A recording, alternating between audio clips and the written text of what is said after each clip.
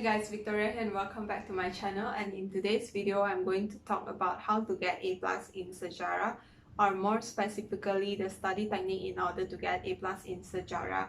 So fun fact is that SEJARAH is actually my least favorite subject out of all the subjects that I took for SPM, and thankfully I did manage to get an A+ in SPM. So this just goes to show that you don't need to love a subject in order to do well in it. You just need to be willing to put in the hard work and to use the right technique when studying it. So hopefully this video will be of some help. Let's proceed with today's video.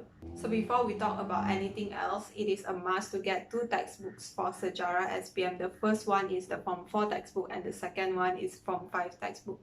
For SEJARAH, you really don't need any other reference book at all to do well in SEJARAH, because every single thing that is asked will be asked from SEJARAH textbooks only. So one costs around like 15 ringgit I think for one SEJARAH textbook, and I think that it is a very worthy investment. I think that you should definitely get those SEJARAH books because it is so important, and I also think that it's really nice that when it comes to SEJARAH, there's no doubt about the reference book that you want to choose. Just refer to the textbook and you will get that A+, because every single question that is asked will be asked from those textbooks only. And I'm sure that you would have come across situations where you don't know which reference books you should choose, especially for like biology, chemistry and physics. There are a lot of reference books in the market and it is so difficult to make your choice, but when it comes to SEJARAH, the textbook is the answer. So I think that is definitely a worthy investment to get the SEJARAH textbooks, because you can highlight it, you can make notes on it, you can do whatever you like to the SEJARAH textbook. But if you rent it from the school, then you're not allowed to like chonting at the sides. And I feel that scribbling on the textbook is actually a really good way to make sure that you actually read the textbook. So if you're not sick of the SEJARAH textbook, yeah, definitely make good use of it. Read it whenever you can. Read it like storybook or something. But at one point I did get sick of the SEJARAH textbook, so I turned to Buku Komik SEJARAH. And what Buku Komik does is it gives you small pieces of information that you can remember for essay, because it's drawn in a story type of setting and the comics are really adorable, and it's just a good way to study SEJARAH when you really don't feel like it. And another book is Kunci Emas book, which I've mentioned a lot of times and I'm sure you guys would know. But the main source of SEJARAH would be the textbook. But if you are sick of reading the textbook again and again, then you can turn to other sources like Kunci Emas and also Buku Komik SEJARAH.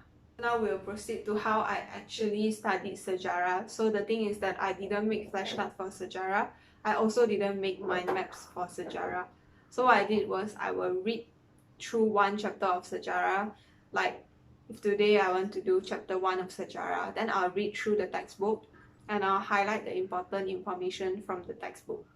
So when I'm highlighting itself, I have a notebook and a pen with me. And when I think that there's something that's really important and I feel like I can't remember it, then I'll write it once in the notebook, because rewriting stuff really helps me to remember it.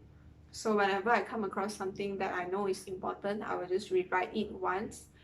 And then after I'm done reading, I'll keep the textbook aside and I'll proceed straight to the activity books. So I'll start doing the activity book and I'll correct it on the spot as well. And when I get questions wrong, for example for objective question, if I get this question wrong, I'll flip the textbook for the answer. And once I have found the answer that I have been looking for in the textbook, I will place a sticky note next to it, or I will highlight it or just circle it in red pen. So I use a lot of red pen when it comes to revising, because that, like, if something is very important and it demands my attention, then I will just use red pen. So I will highlight the answer and also use red pen in the textbook.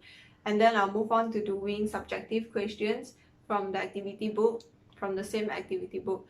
And then when I do the subjective questions, I will try to answer it from my memory. And if I can't, then I will write the correct answer down in red pen.